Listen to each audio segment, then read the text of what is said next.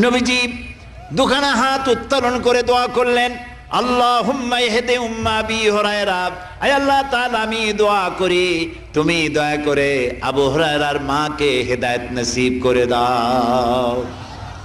রাসূলুল্লাহ দোয়া করলেন আল্লাহ ওর মায়ের হেদায়েত করে দাও। হযরত আবু হুরায়রা রাসূলের মুখে দোয়া শুনে দিয়েছেন দৌড়।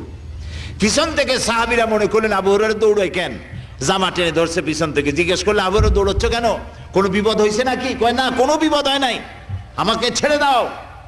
কেন, কি হয়েছে?